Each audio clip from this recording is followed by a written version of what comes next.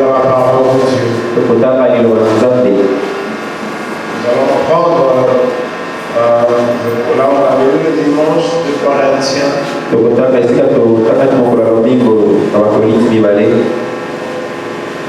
La parole de Dieu ne flétrit jamais. Et toujours une bénédiction pour l'âme qui l'écoute. Amen. Je peux le dire 10 fois. La parole de Dieu ne flétrit jamais. Elle est toujours une bénédiction pour celui qui l'écoute.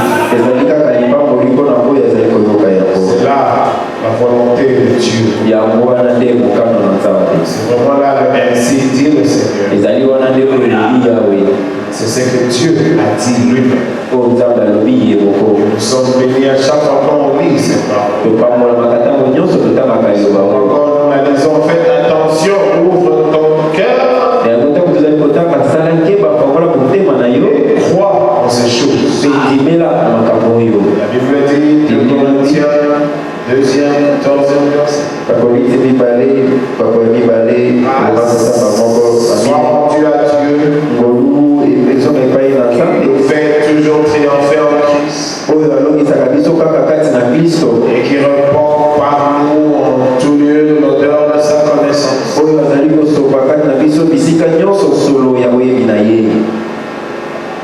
Et qui répand pour nous en tout lieu l'odeur de sa connaissance.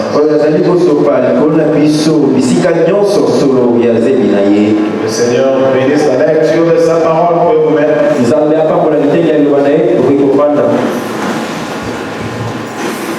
Bible dit qu'il répand pour nous en tout lieu l'odeur de sa connaissance.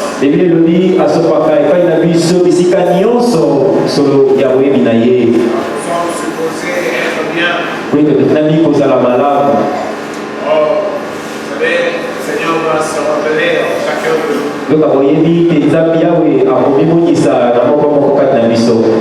Quand nous le connaissons que machinalement nous risquons de ne pas avancer avec lui.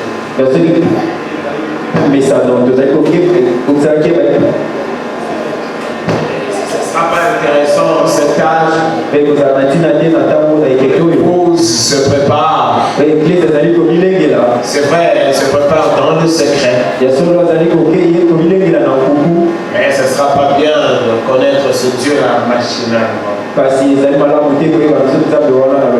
faut vraiment que chacun ait son expérience personnelle avec Dieu.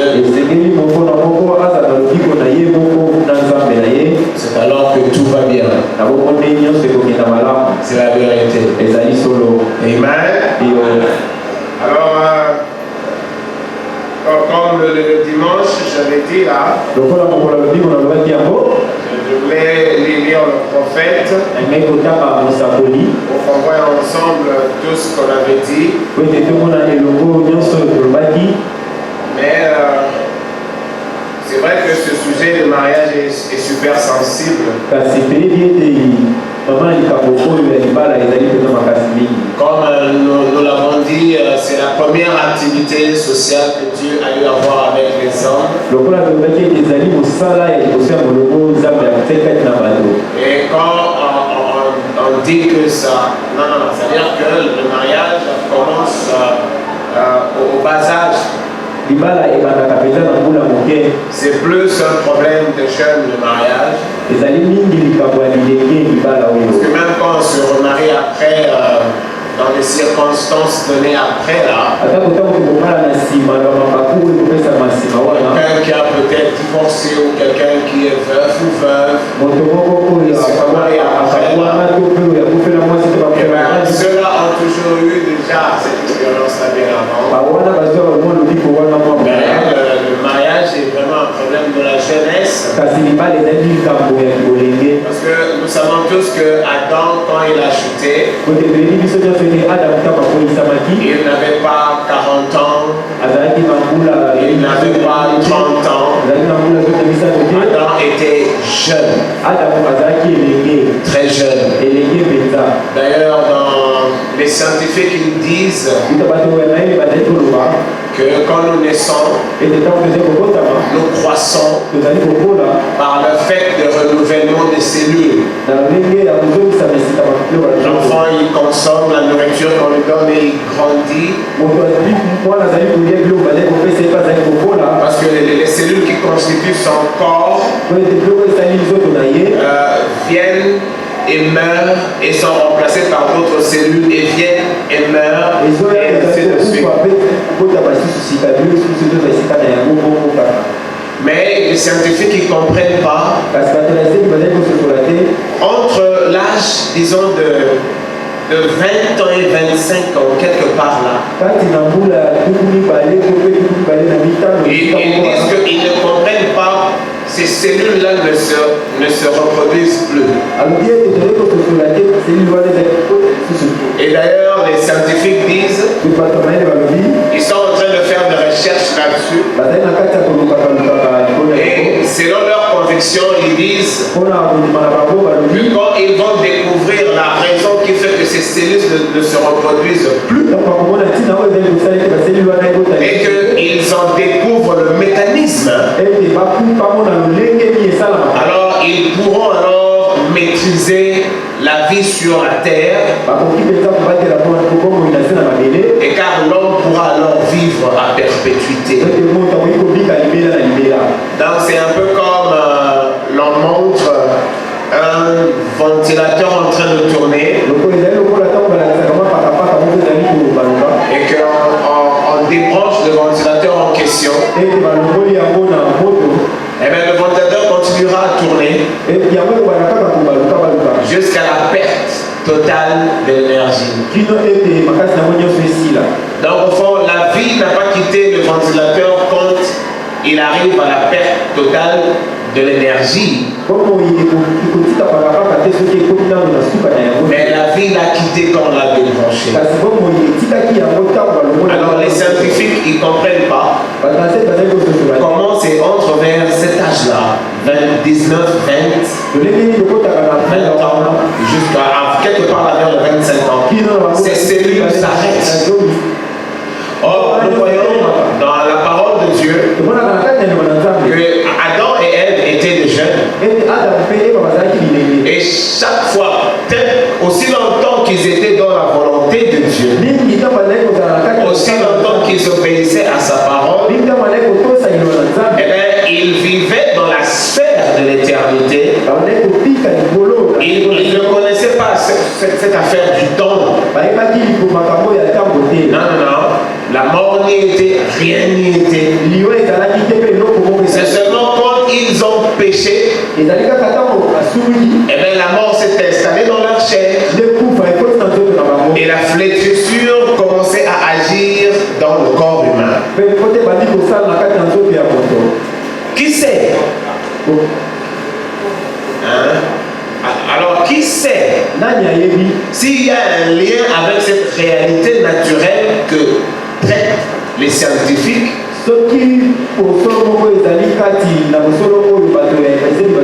Parce qu'effectivement, l'homme, son corps a fini, est sorti de l'axe de l'éternité au moment où il a péché.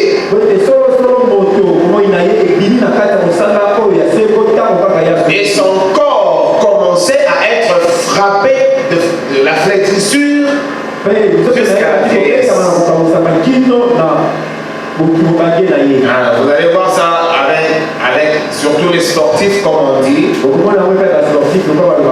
Quand il est très jeune, il court avec une certaine vitesse. Mais quand il avance en âge, eh bien, comment on dit, sa résistance physique même diminue. En fait, quand on est enfant, on se nourrit et on grandit, on entasse de l'énergie dans le corps. Les scientifiques disent entre 20 et 25 ans, ça s'arrête. C'est comme si maintenant ton corps, son énergie dépend de tout ce que tu as emmagasiné depuis que tu étais enfant. C'est qui fait que plus tu avances en âge, ces cellules-là qui ne se reproduisent plus, avec ça. Et avec le temps, ces cellules vont se fatiguer. Et à un certain âge, tu commenceras à sentir des douleurs qui vont carrément se manifester. Tu commenceras à avoir des infirmités qui vont s'installer en toi. Jusqu'à ce que la vieillesse va te frapper. Mais le problème, ce sont ces cellules-là qui ne se reproduisent plus. Mais les scientifiques sont sûrs. Et ils étudient jusqu'aujourd'hui pour comprendre le mystère de l'arrêt de la reproduction de ces cellules. Bon, il est évident que ce que Dieu a révélé, l'a révélé, ce qu'il n'a pas révélé, n'a pas révélé. Alors sûrement, ils ne verront pas ça. Parce que ça, c'est vraiment dans le domaine du Seigneur lui-même. Parce que l'homme ne peut pas se donner la vie éternelle. L'homme ne peut pas vivre à perpétuité par lui-même. Il ne sait pas d'où il vient. Il ne sait même pas qui il est. Il ne sait pas non plus où il va. Amen. Alors, donc je voudrais seulement faire voir que c'est vrai que le mariage c'est un problème des jeunes. Donc il faut vraiment ouvrir grandement les oreilles. Alors c'est aussi vrai qu'il y a un ou deux points que je voulais relever, que je n'avais pas pu le faire le dimanche. Et je voudrais peut-être en profiter ici. Parce qu'il y a plusieurs questions qui se posent, des mariages mixtes, des consorts.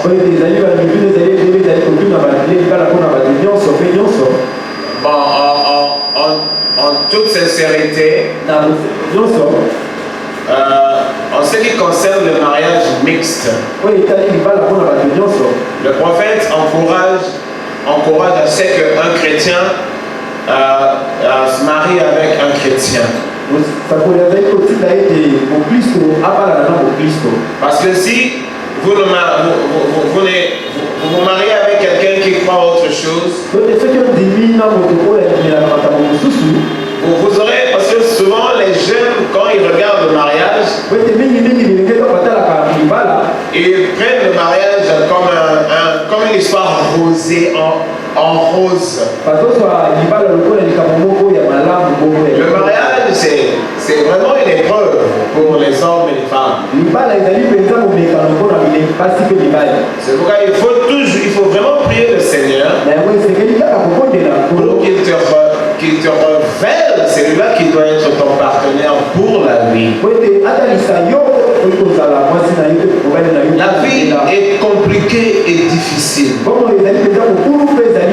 Il arrivera un moment où vous allez même oublier que vous vous êtes aimé follement. Les problèmes vont s'accumuler terriblement. Et à ce moment-là, cet amour folie du début n'existe plus, naturellement. Alors si celui qui est ton partenaire n'est pas ton ami, si seulement c'était un amour charnel, parce que vous aimiez la teinture de sa peau, ou vous aimiez sa façon de rire, parce que le prophète dit il arrivera un temps où les dents vont partir. Et que ferez-vous à ce moment-là? Il faut vraiment éviter d'être charnel. Amen. Alors quand vous serez là-dedans, si vous avez que deux opinions comme ça, lui il veut aller à gauche, toi tu dois aller à droite, eh bien, vous allez maintenant vous tirailler dans la maison. Alors comme les hommes aiment souvent s'imposer, et si toi tu es chrétienne et lui n'est pas chrétien, oh, il commencera sûrement à te malmener. Et à ce moment-là, cet amour de début n'existe plus. Parce que l'amour du début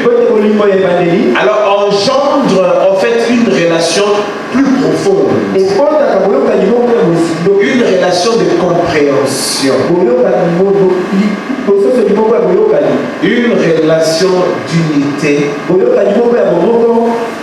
une relation de savoir se retenir par rapport à l'autre. C'est très dur. Il sera en train, c'est-à-dire quand vous initiez à quelqu'un, tous ces problèmes deviennent tes problèmes. Ces difficultés deviennent tes difficultés. Ces jours rosés là dans la vie, ça va noircir un jour.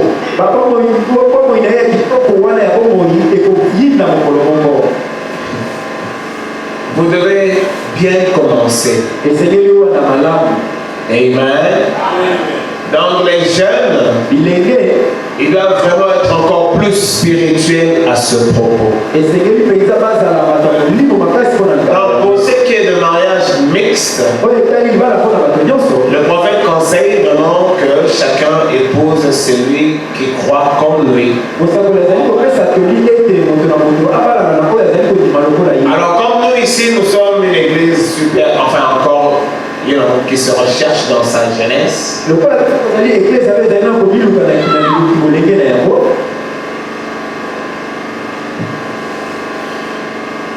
Il peut aussi arriver qu'il y a des frères qui viennent d'ailleurs, qui sont dans le message. Bon, maintenant il se trouve aussi que le message est piégé. C'est pourquoi c'est toujours important d'être vraiment spirituel quand vous vous engagez dans cette complication de la vie.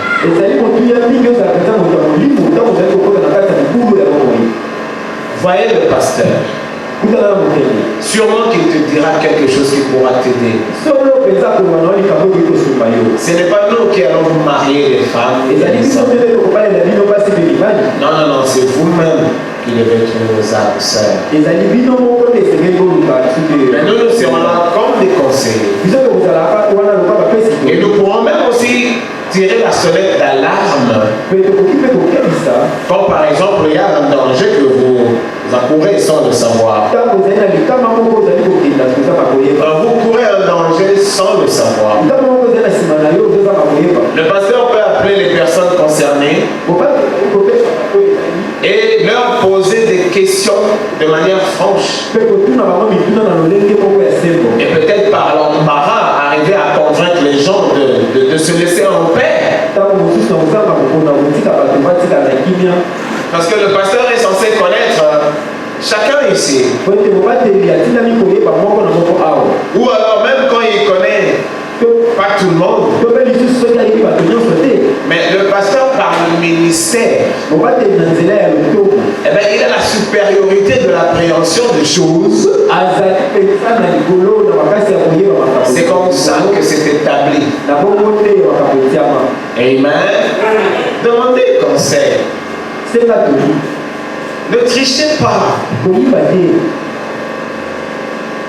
En fait, vous creusez votre propre tombe sans le savoir.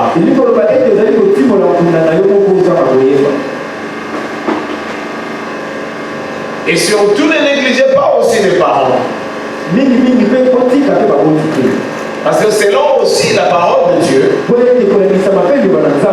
ce sont les parents qui marient leurs enfants. Vous devez vraiment être humble, spirituel et honorer Dieu. En honorant Dieu, ça veut dire vous honorez les parents. Les parents aussi, ils ont leur mot à dire. Vous n'avez qu'à être super spirituel. En fait, c'est votre propre problème, quoi. C'est comme, prenons le cas de frère. Il aimait une fille d'une famille riche. Et lui, il était super pauvre. Oh là là. Il était sûr qu'on n'allait pas l'accepter dans cette famille-là. Mais bon, il est vrai qu'on se dise effectivement qu'à l'époque, il n'était pas chrétien. Lui-même, D'ailleurs, il allait voir Hope à l'église. Il allait à l'église à cause de la fille qu'il aimait. C'est cette en fait, fille-là, Hope, qui était chrétienne. Eh bien, il allait à l'église avec elle.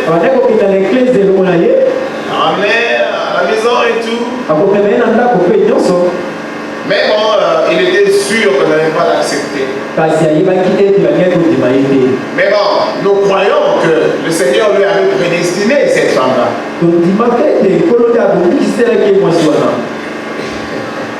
Et ce sont souvent les mamans qui compliquent.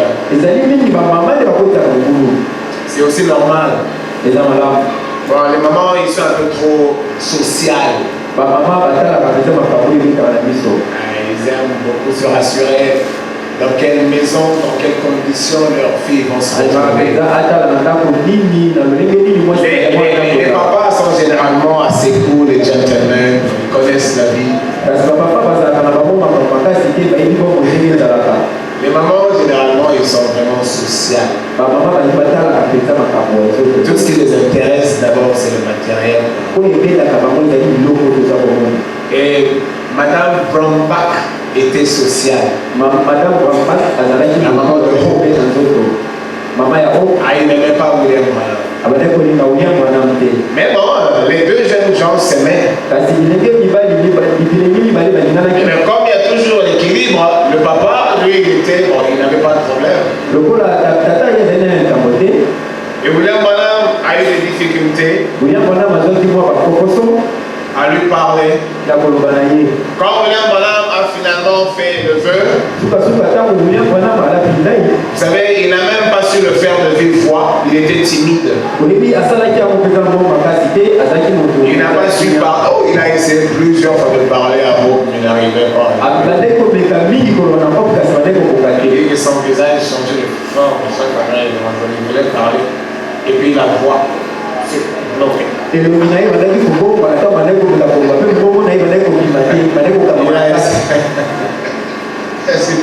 C'est quand même compliqué ces choses. Alors, il a essayé plusieurs fois, il a échoué.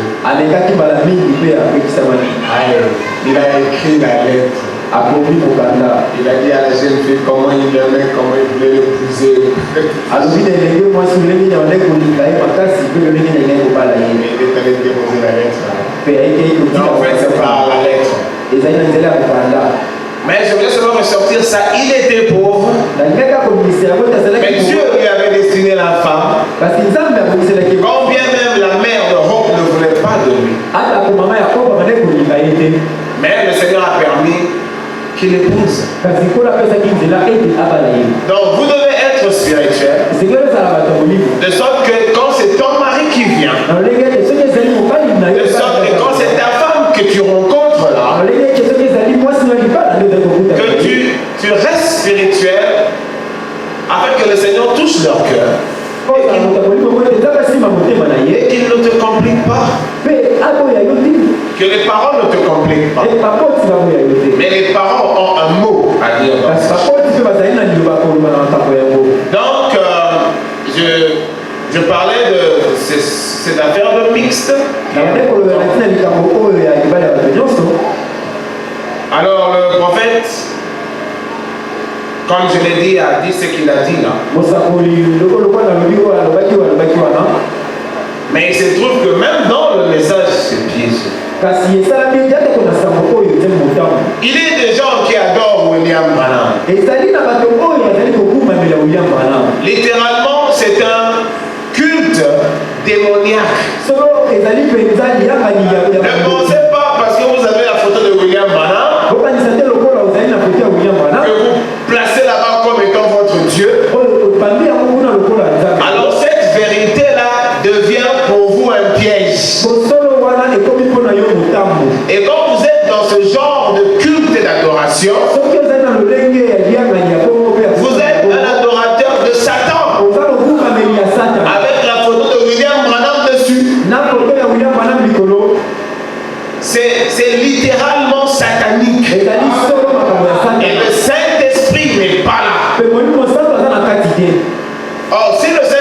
n'est pas là, vous courez le risque de perdre votre vie. Quand on ne vous trompe pas, le Seigneur ne fait pas de cadeau.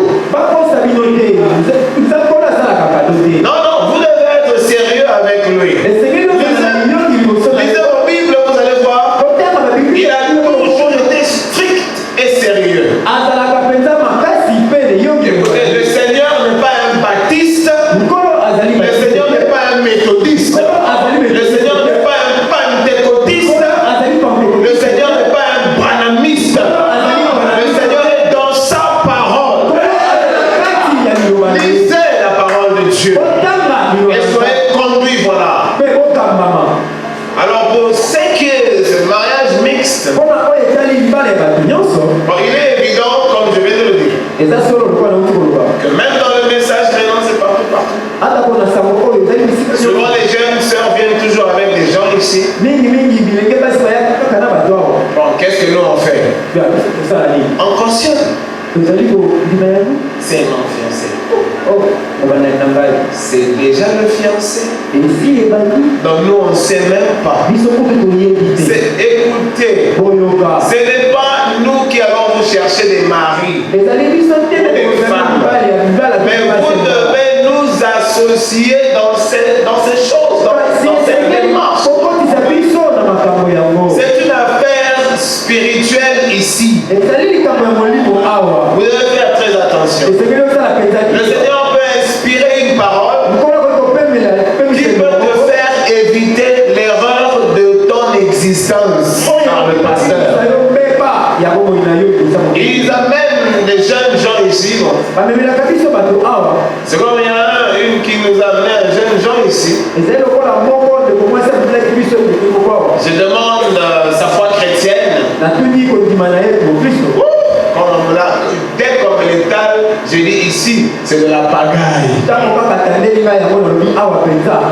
Bon, c'était un peu comme le message du temps de la fin. Mais il y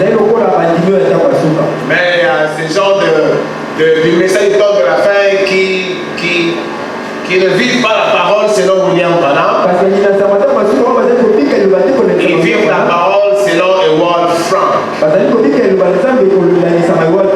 C'est lui aussi l'un de ceux qui disent qu'ils ont remplacé William Branham. Comme c'est le cas de beaucoup ici, il ne faut pas les écouter, il n'y aura jamais un remplaçant. De toute façon, on va essayer d'enseigner ça ici pour que les gens fassent attention.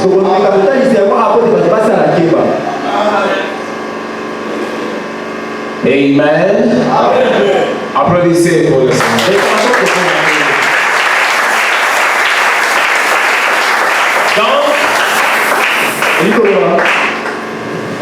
Et c'était la pagaille.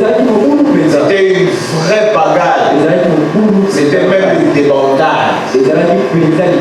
Non, ne faites pas ça. C'est qui c'est mon fiancé? Ça va. On ne sait rien ici. Il prie où? Ah, il prie dans William Branham Kentucky Long Tabernacle. Oui, parce que ces gens de fausse doctrine, ils aiment des gens de non. Ils aiment des gens de non, Seigneur. Je me suis dit, oh, ça doit être des adorateurs. Et voilà. Et aujourd'hui, elle est en train d'adorer William Branham. Bon, nous n'avons pas de fouet. Nous sommes des serviteurs de Dieu.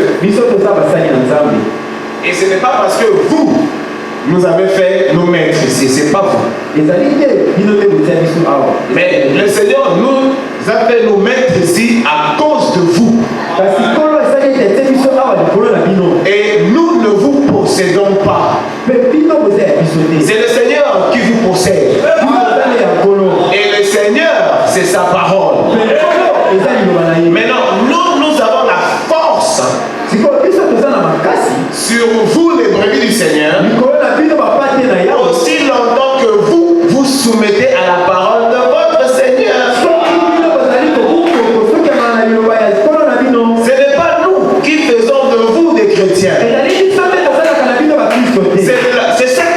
comment dire, rencontre secrète avec Dieu. Dans ton cœur, dans ta vie, quelque part. Ce n'est généralement pas ici qu'on rencontre le Seigneur. C'est dans la méditation chez vous, dans la chambre quelque part. C'est dans la méditation quelque part là où vous êtes isolé. Le Seigneur vous rencontre là. Et ce sera là votre buisson ardent. Et vous ne l'oublierez jamais. Donc nous avons de l'ascendance sur vous.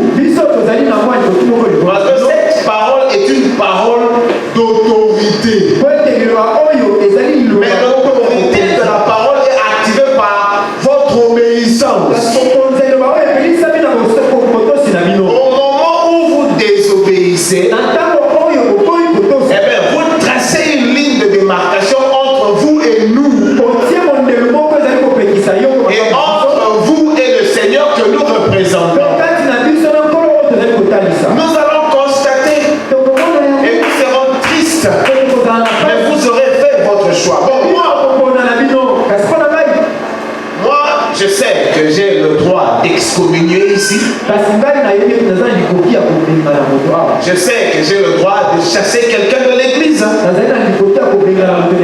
Et moi, je l'appliquerai quand il faut le faire. Parce qu'on n'est pas des aventuriers ici. Mais voici que nous ne faisons pas ces choses pour le plaisir. Quand vous nous amènerez un voyou ici, pour moi, je te dirais, mais est-ce que tu as bien regardé ma soeur? Je pourrais m'appeler les parents. Est-ce que vous êtes vraiment d'accord qu'ils prennent ce garçon-là? Regardez bien. Si les parents ne sont d'accord, moi, je ne vous chasserai pas de l'église pour autant. C'est votre choix. Ça peut aussi faire que le mariage réussit. Parce que ce n'est pas aussi une loi établie comme telle. Et moi, je ne sais pas me comporter comme un mur d'airain là-dessus. Parce que selon aussi l'expérience, je ne suis pas en train d'encourager cela. Mais je sais que ceux de Dieu sont conduits par l'Esprit de Dieu. Je sais qu'il y a beaucoup de chrétiens qui ont épousé des filles d'autres doctrines, venant des églises traditionnelles, catholiques, baptistes, presbytériens. Et ces femmes-là ont été dans la maison des meilleures des femmes. Et il s'est avéré que c'était vraiment un mariage selon la volonté de Dieu. Mais apparemment, comme ça nous a tous choqués. Alors, je ne sais pas, mais nous vous encourageons d'être vraiment conduits et de savoir que vous serez plus à l'aise avec celui avec qui vous croyez le même message. Et surtout qu'il soit de la bonne doctrine. Alors, je ne voudrais pas vous achoper, mais en ce qui me concerne, quand je regarde dans la ville de Kinshasa, pour ce qui apparaît à ma connaissance,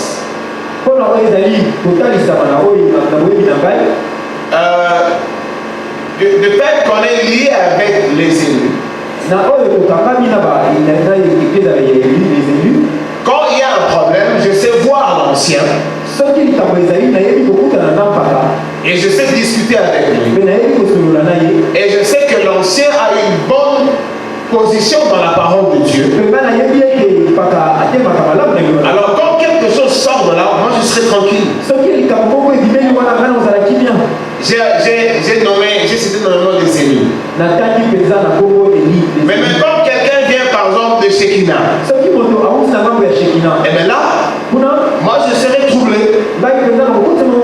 Parce que les mauvaises doctrines qui circulent en RDC ont leur naissance dans cette église-là. Je vous le dis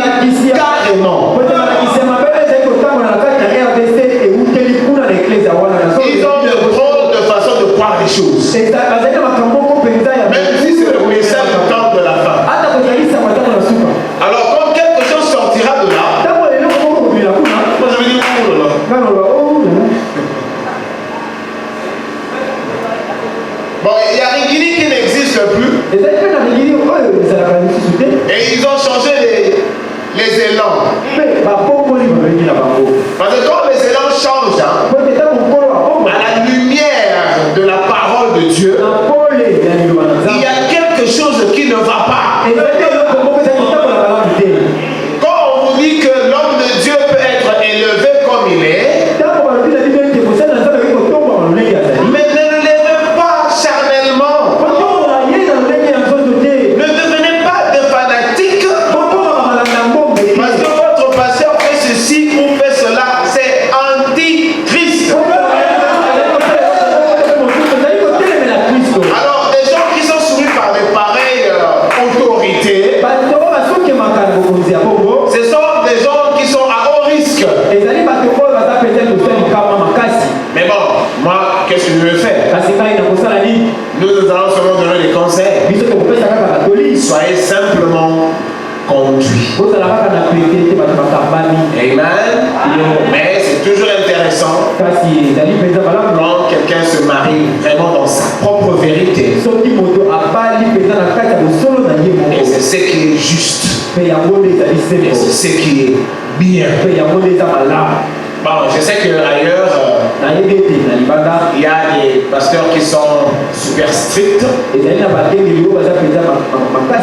Moi, je ne vois vraiment pas pourquoi ils doivent être super stricts. Nous nous donnons des conseils et nous essayons d'orienter les choses. Les fils et les filles de Dieu, ils sont conduits. Donc, quand nous parlons ici, nous faisons la part des choses. Je me répète, il y a des frères qui ont épousé des filles venant des églises traditionnelles. Et ils sont restés dans leur mariage des années et des années en harmonie. Et on a compris que c'était vraiment alors la volonté de Dieu. Oh, on a aussi vu le mariage. Message étant de la fin, message étant de la fin. À peine 2 semaines, il commence à se jeter des verres. Et la 3e semaine, il divorce. Dans le message étant de la fin. Alors, laissez-nous en paix. Soyez seulement conduits.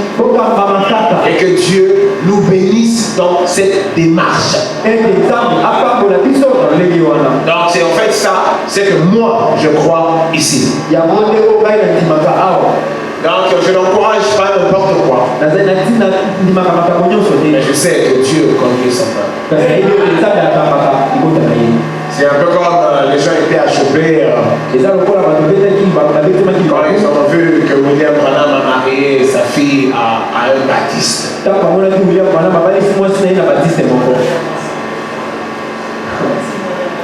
Voilà. William Branham était d'une autre dimension. Il a sûrement vu comment John Smith était, ce qu'il était effectivement. Vous savez que le Seigneur avait même reproché William Branham par certains langages qu'il tenait contre les gens qui ne croyaient pas. Et Dieu lui a dit de faire attention. Il dit contrôle ton langage. Parce qu'au milieu de ces gens-là, il y a des fils et des filles. Qu'est-ce que vous allez faire de ça? Bon, c'est vrai que moi je ne suis pas William Branham. Mais à la lumière de la parole telle que je vois ça, je ne vais pas me poster en mur des rêves. Non, je ne le ferai pas. Mais c'est vrai que le jeune homme doit être préparé, la jeune fille aussi doit être préparée. Et j'avais aussi voulu insister sur le feu. Bon, c'est important ces choses, hein. Je sais que peut-être ça vous fatigue, mais c'est très important. Je vous avais dit qu'il n'y a qu'un seul feu en fait. Selon la Bible, il y a un seul feu. Il y a le deuxième feu. Il y a le troisième feu. Qui ne sont pas au fond des feux. Il y a le feu de la commune. Il y a le feu même de l'église ici. Ce n'est pas ce feu ici qui vous unit. Ce n'est pas le feu de la commune qui vous unit.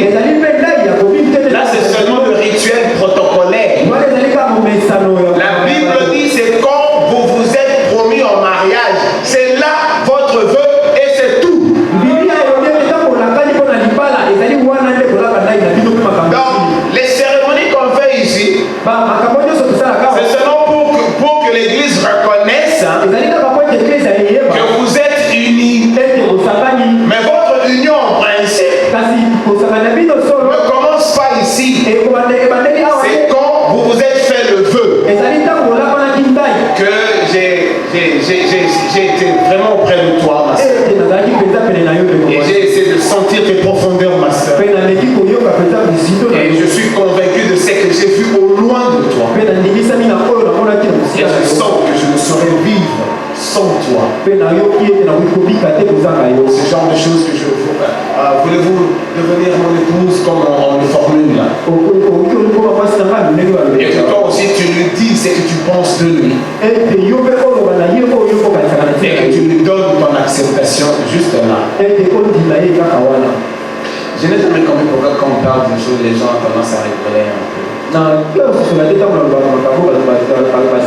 Quand ça se passe là, ça commence là. C'est pourquoi le prophète dit, selon la Bible, quand vous venez de faire le vœu, c'est fini. Alors faites attention. Alors moi je ne voudrais pas aussi ici colporter les fantaisies que aiment beaucoup les hommes dans les bouffonneries. Vraiment dans des bouffonneries comme la commune. Quand on dit on amène les quartiers dans des églises. Vous savez l'expression? Amener les quartiers dans l'église. Dans l'église, celui-ci ne parle pas, celui-ci ne parle pas, celui-ci n'est ami qu'à celui-ci. Alors quand ils sortent dans leur petit coin, ils critiquent l'autre là. Amener les quartiers dans l'église. Alors toutes ces fantaisies aussi, sincèrement, ça n'existait pas. Moi, je ne veux pas le faire exister. Les gens viennent, ils font des commentaires. Non. J'ai toujours réprimé cela parce que je ne suis pas d'accord avec ça ici. Dieu est sérieux, soyons sérieux. Je sais que les Quinois aiment beaucoup les bouffonneries. C'est pourquoi ils ont colporté les fantaisies et les bouffonneries de la commune dans l'église. Alors il y a, quand vous mettez la bague, non, le feu, ce n'est pas là. Le feu, c'est quand vous vous êtes dit, vous vous aimez là-bas. C'est ça. Bouffonnerie, les Quinois. C'est comme aujourd'hui quand quelqu'un meurt. Alors ils ont fabriqué une histoire de dire, comment on appelle ces histoires-là? Le curriculum vitae. Biographie. Parce que lui, ça n'a jamais été. Ça n'a jamais été. On a fabriqué ici parce que les gens aiment beaucoup de fantaisie. Bon, écoutez, à la Colombe, nous ne voulons pas de toutes ces fantaisies-là. Quand tu as ton doctorat, tu as ton master en économie. Alors avec tout ton orgueil, tu es sûr qu'on te donne en livre ta biographie, tu as encore 4-5 épaules qui s'étalent.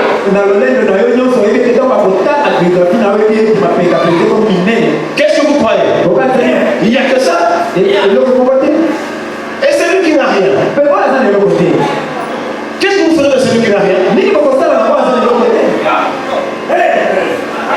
Laissez-nous, laissez pas ici. Donc nous allons vous marier. Quand une fois, vous mettez dans un mariage. Un mariage sérieux d'un frère que je respecte. Et dans le message, on se met à décrire la biographie du frère. Alors parce qu'il a fait de hautes études. Et on décrit aussi la biographie de la sœur. Non, c'est tous ces protocoles-là, pas à la Colombe. Ça n'a jamais existé avant, les gens se mariaient, ils étaient d'ailleurs plus sérieux que les mariages d'aujourd'hui. Les mariages de Facebook, des Internet. On se casse les dents un mois après.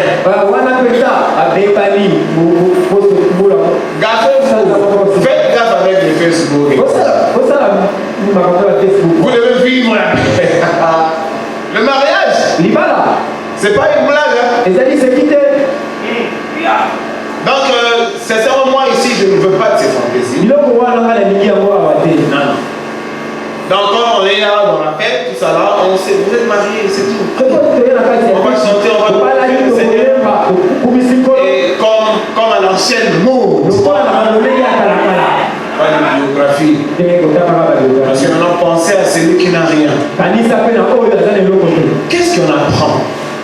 Il y a même de ceux-là qui n'ont rien dans leur biographie et ils en inventent des frères en Christ remplis du Saint-Esprit.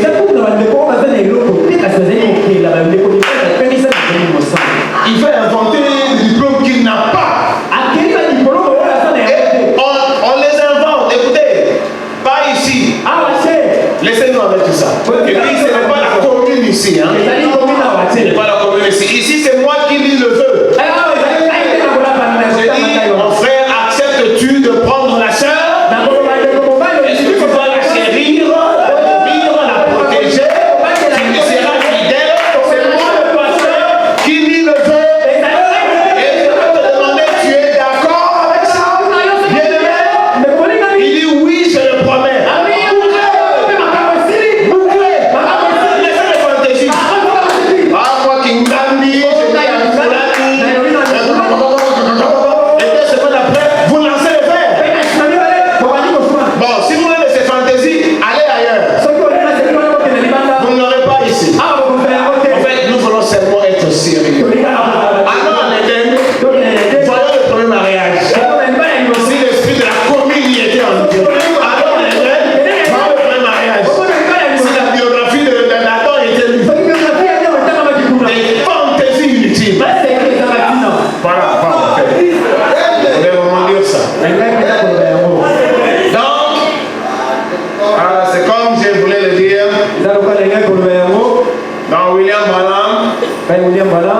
A eu son premier mariage en 1933.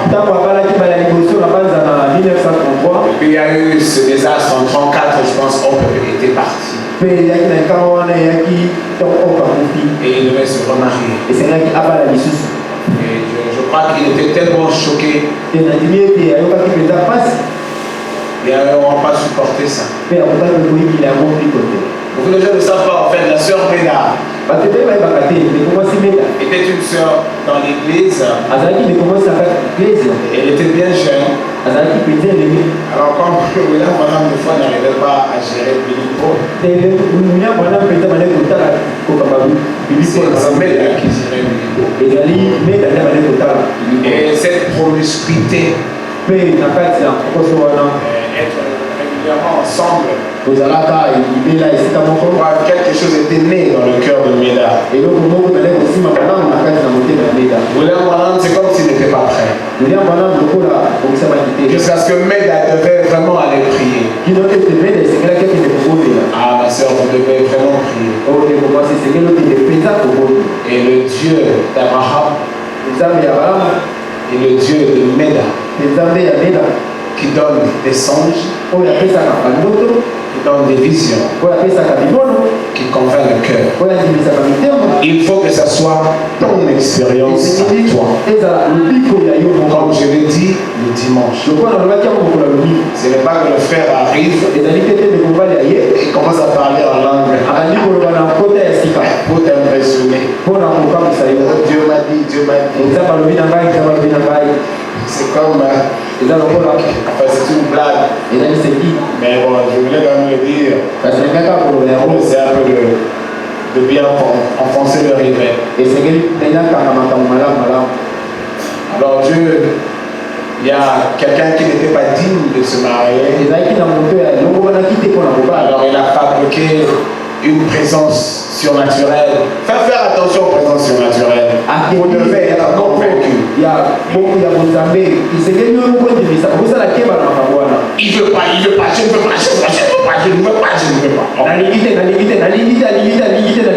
Qu'est-ce qui se passe?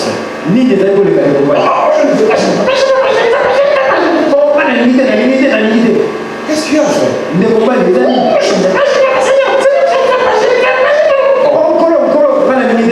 Finalement, quand il sort de son bouche, qu'est-ce qu'il a fait? Le Seigneur veut que je pousse.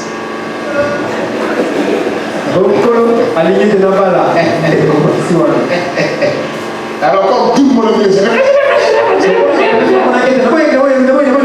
eh bien, la pauvre sœur qui n'avait pas cette était obligée d'épouser le Saint-Esprit. On n'épouse pas le Saint-Esprit. Comment? Vous devez être convaincu. En fait, le Saint-Esprit, c'est votre conviction, ma soeur. Bon, je veux le dire, parce que les frères ne sont pas aussi sérieux. Ils viennent là t'embrouiller avec une vision. Si ton cœur n'est pas prêt, rien du tout. Renvoyez avec sa vision.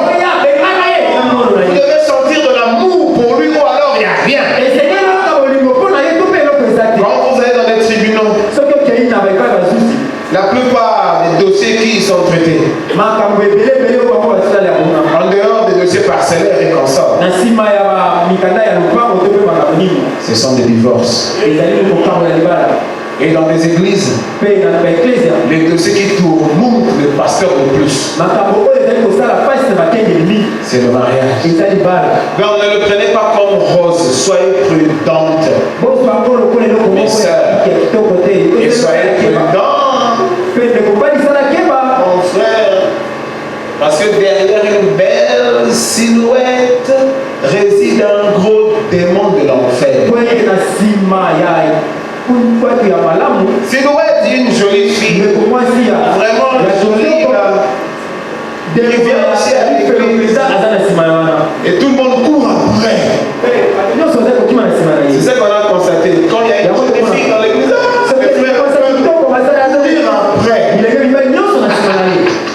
Quand il y a certains frères dans l'église, les sœurs veulent courir après. S'il vous plaît, priez. Je vous dis littéralement, Dieu te visitera et te parlera, toi, la personne concernée. Il ne te laissera pas parce qu'il sait que tu cours un danger parce que le mariage est piégé. Et dès que vous êtes unis, ce sera jusqu'à la mort. Si la mort n'arrive pas, s'il était sorcier, tu dormiras avec un sorcier. Si elle avait son mari de nuit, alors tu tomberas régulièrement malade. Et tu auras un problème. Maintenant, c'est quoi le problème? Si vous commencez sans le Seigneur, alors quand les difficultés vont vous arriver de l'autre côté, vous aurez du mal à vaincre ces difficultés parce que vous avez été têtu ici au début. Et si vous pensez que Dieu est vieux, c'est plutôt vous dans vos 20 ans qui vieillissez déjà, lui il ne vieillit jamais. Si vous pensez que Dieu, il y a 5 ans il a oublié, il n'oubliera jamais ton incrédulité qu'il y a 5 ans. C'est dans son dossier.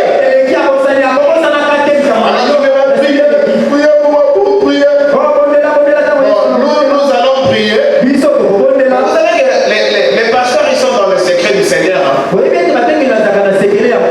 fois il y a des gens qui demandent la prière à la lumière de la parole de Dieu. Et quand nous connaissons les gens, nous savons que celui-ci il doit réparer ici. Celui-là il a un problème ici. Il va demander une prière. Nous on va prier, mais on sait que c'est compliqué. Écoutez, le Seigneur n'oublie jamais. Tu as été négligent il y a 10 ans. Le prophète dit ce péché-là va te rejoindre. Donc le problème, soyons seulement chrétiens. Comme nous avons dit, le Seigneur ne nous prive pas d'aimer quelqu'un. Au contraire, il nous pousse de par la création à l'amour de quelqu'un.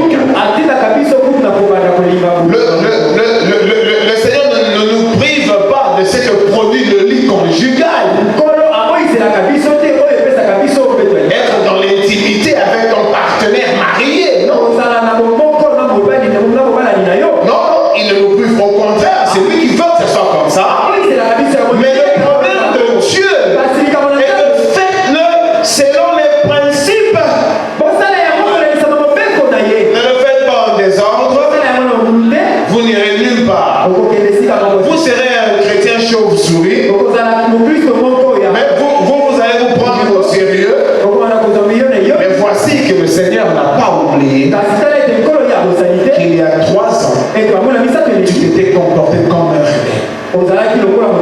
Et quand tu auras des difficultés là-bas, le prophète dit, même si tous les anciens de la ville t'entourent,